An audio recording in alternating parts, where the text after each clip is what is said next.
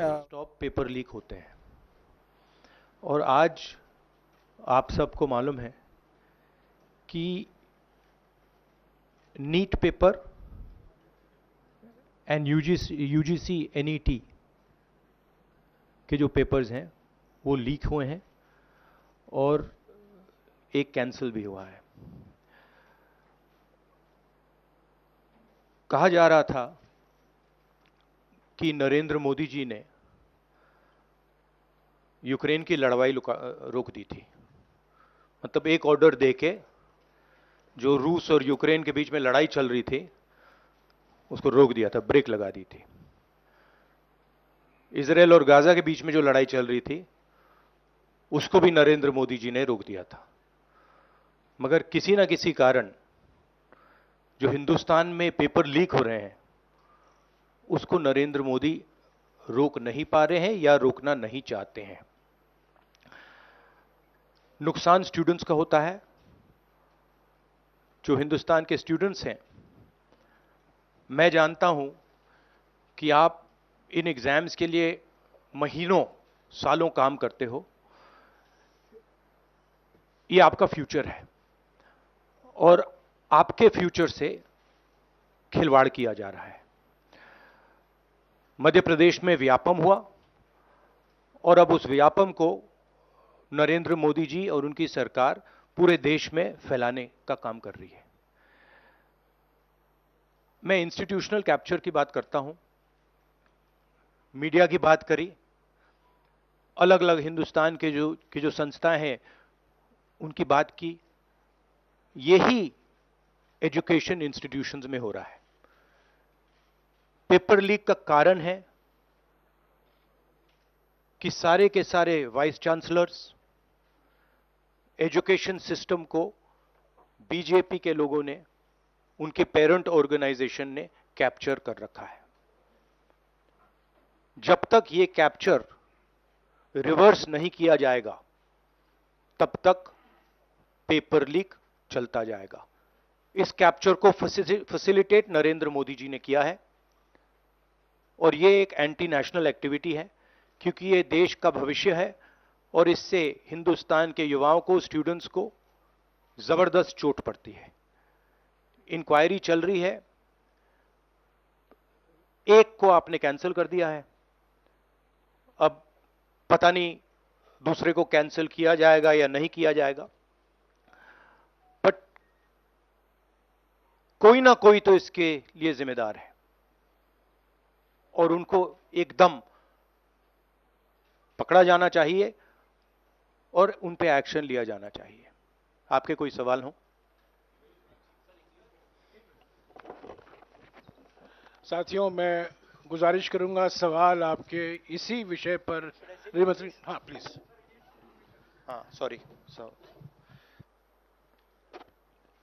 when I went on my Bharat Jodo Yatra, the second one, throughout the route,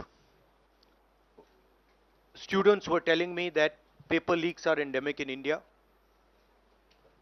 They study, they work hard, honest students suffer, and students who want to cheat benefit.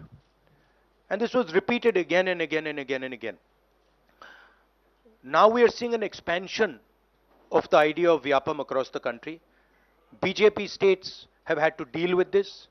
Uttar Pradesh has had to deal with this. Madhya Pradesh has been a center of this. Gujarat has been a center of this. And now they have expanded this idea to the rest of the country. This is extremely damaging to students, and it's happening because all our institutions have been captured. Our vice chancellors are placed not based on merit, but because they belong to a particular organization. And this organization and the BJP have penetrated our education system and destroyed it. What was done by Mr. Narendra Modi to the economy with demonetization has now been done to the education system. Youngsters, I want you to know that the reason this is happening and the reason you're suffering is because an independent, objective education system has been demolished and it has been replaced by an education system that is captured by the BJP, captured by their parent organization. And until this capture is released, you are going to suffer. You're going to see cancellations of your exams. You're going to see paper leaks again and again and again. One paper has been cancelled. We don't know what is going to happen to NEET. But whatever happens, it should not be done in a arbitrary fashion. The rules that apply to one paper should apply to another paper. And it is very important that the people who are guilty here are brought to book and they are punished. Thank you.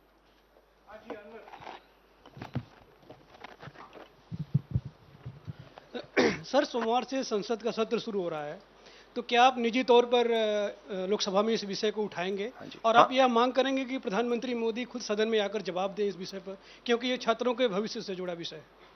हाँ, बिल्कुल, simple question. हाँ, उठाएंगे, parliament house में उठाएंगे.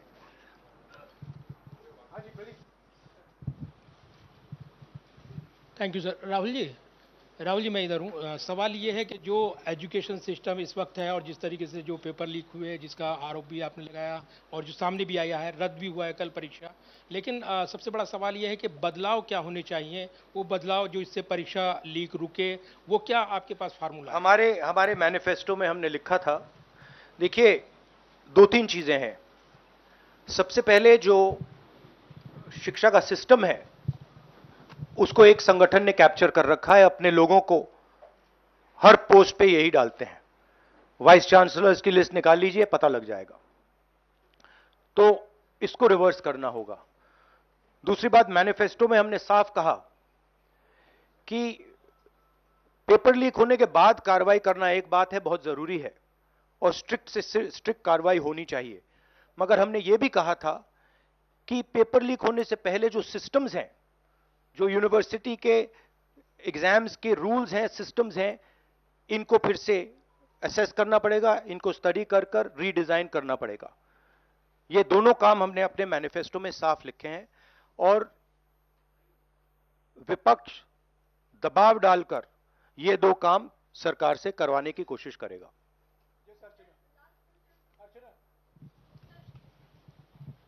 Rahul, do you think so? This is a education emergency, and till now, what is the stand? Government ने जितना भी stand लिया, do you satisfied with that stand?